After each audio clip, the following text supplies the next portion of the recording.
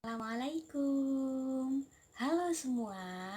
Perkenalkan, nama saya Nabila Novianti, jurusan Pendidikan Guru Pendidikan Anak Usia Dini, Fakultas Ilmu Pendidikan Universitas Negeri Surabaya.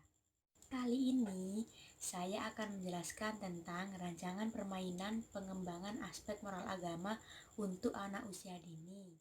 Nah, untuk kegiatan bermainnya saya menggunakan media ular tangga sholat. Permainan ular tangga adalah permainan yang dapat dilakukan oleh dua orang atau lebih. Permainannya dibagi menjadi kotak-kotak kecil dan terdapat gambar ular dan tangga, di mana ular dan tangga digunakan untuk menghubungkan antara satu kotak dengan kotak lainnya. Pada permainan ular tangga sholat ini, dalam kotak tersebut terdapat sebuah pertanyaan yang harus dijawab oleh anak.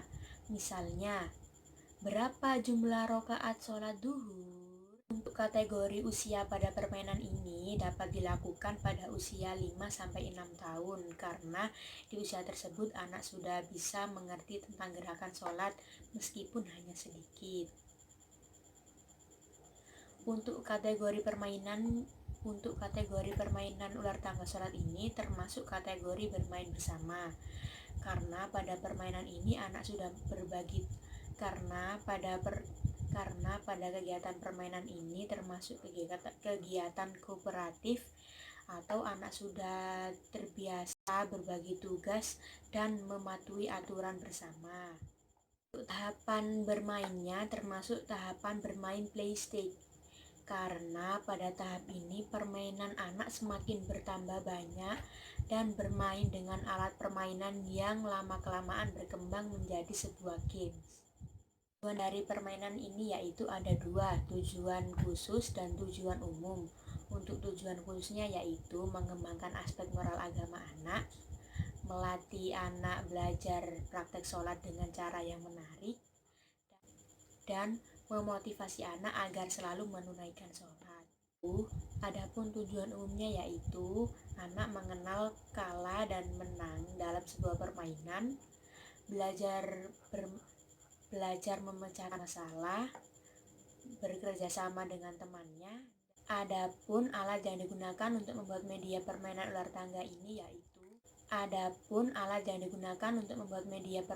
tangga ini yaitu gunting, penggaris, pensil atau pulpen, spidol, lem, pioner, dan dadu.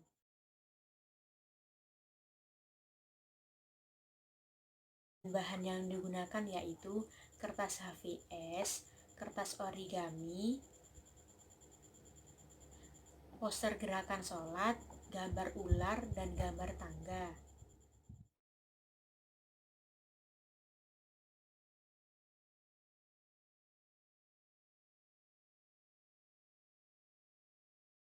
Untuk langkah pembuatan medianya yaitu buatlah kotak pada kertas HVS sesuai dengan yang kalian inginkan.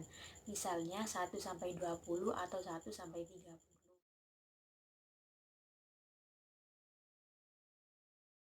Lalu tempelkan gambar poster gerakan sholat dan bacaan sholat pada setiap kotaknya.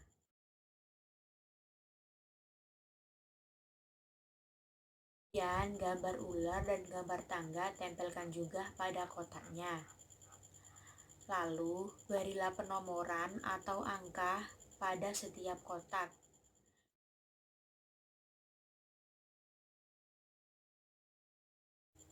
Untuk langkah permainannya yaitu semua peserta bermain dimulai dari angka nomor 1. Sebelumnya, para peserta harus melemparkan dadu secara bergantian. Nah, nanti kalau mereka di antara salah satu mereka mengeluarkan angka yang paling besar, maka dia akan berjalan terlebih dahulu. Dan apabila pioner anak melangkah pada kotak permainan ini dan menemukan ular, dia harus turun mengikuti ular tersebut. Begitu sebaliknya, apabila dia melihat gambar tangga, maka dia akan menaik ke tingkat kotak selanjutnya. Cara bermainnya seperti ini. Pertama-tama kita lempar terlebih dahulu dadunya dan keluar angka 6.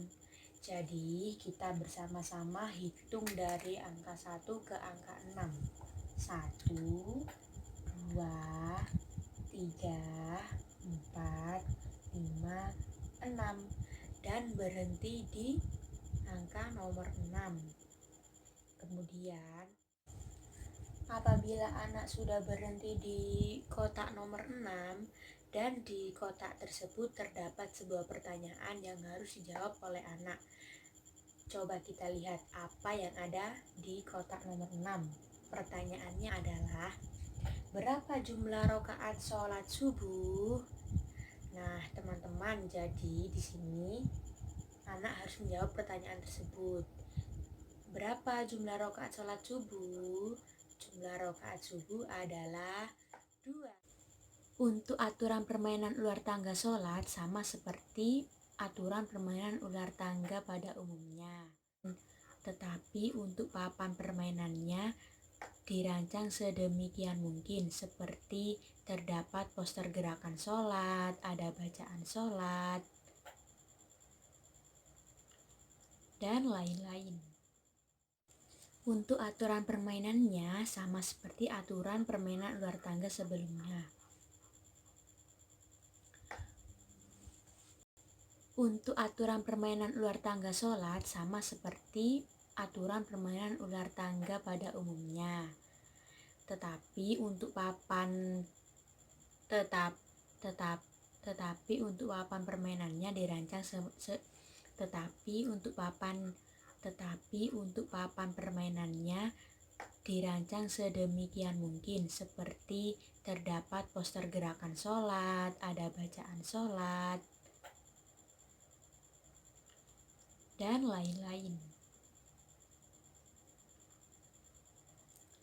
Dan untuk mekanisme pemberian reward yaitu apabila anak untuk mekanisme pemberian reward adalah apabila anak telah sampai garis finish terlebih dahulu, maka anak tersebut dinyatakan pemenangnya.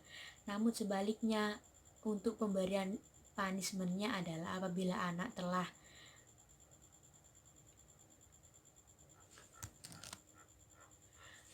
untuk pemberian punishment-nya apabila anak sampai garis finish urutan paling akhir, maka anak tersebut adalah kalah. Untuk mekanisme pemberian sanksi atau punishment yaitu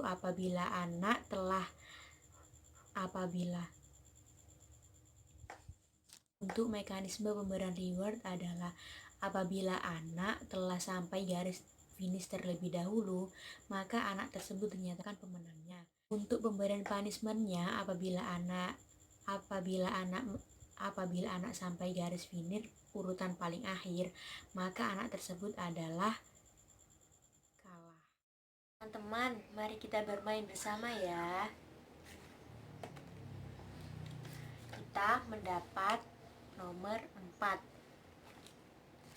1, 2, 3, 4. Lakukan gerakan pada gambar di bawah ini.